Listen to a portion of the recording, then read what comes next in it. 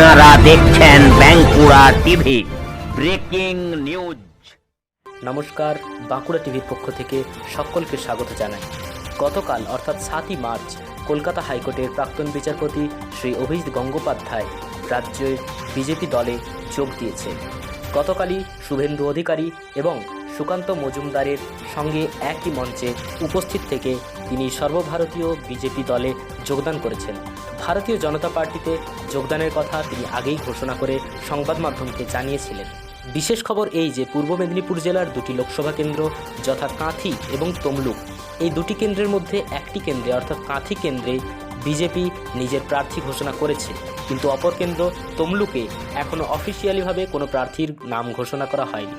কিন্তু অভিজিৎ গঙ্গোপাধ্যায়ের নামে তমলুক লোকসভা কেন্দ্র থেকে প্রার্থীর হিসেবে তার নাম ঘোষণা করা হয়েছে এবং সেখানে দেওয়াল লিখনও শুরু হয়ে গেছে। রাজ্য বিজেপি দলে যোগদানের কয়েক ঘন্টা পর থেকেই তার নামে দেওয়াল লিখন শুরু হয়ে গেছে। কাঁথি লোকসভা কেন্দ্রে যেখানে শুভেন্দু অধিকারীর ভাই অর্থাৎ বিরোধী দলনেতা শুভেন্দু অধিকারীর ভাই শ্রী সৌমেন্দু অধিকারীর নাম প্রার্থী হিসেবে ঘোষণা করা হয়েছে, তমলুক কেন্দ্রটিতে এখনও পর্যন্ত কোনো নাম ঘোষণা করা ছিল না।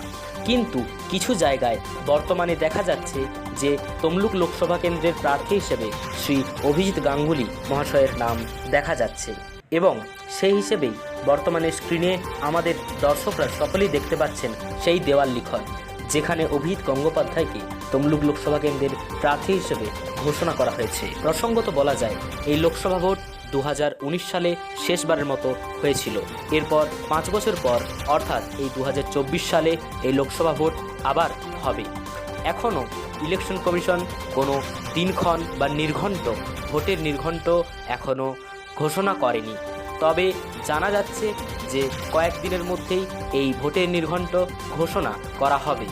কিন্তু যেটি নিয়ে বিতর্ক উঠেছে, বর্তমানে বিজেপি দলের তরফ থেকে কোনো রকম অফিসিয়াল ঘোষণা ছাড়াও যেভাবে দেওয়াল লিখন শুরু হয়েছে, তাতে সকলের মধ্যে অর্থাৎ আপামর নাগরিকদের মধ্যে একটি গুঞ্জন শোনা যাচ্ছে যে লোকসভা কেন্দ্র তমলুক থেকেই অভিজিৎ গঙ্গোপাধ্যায় প্রার্থী হচ্ছেন। এখানে আমরা আমাদের দর্শকদের মতামত কমেন্ট বক্সে অবশ্যই জানতে চাইব। আপনার কি মনে হয় জানান।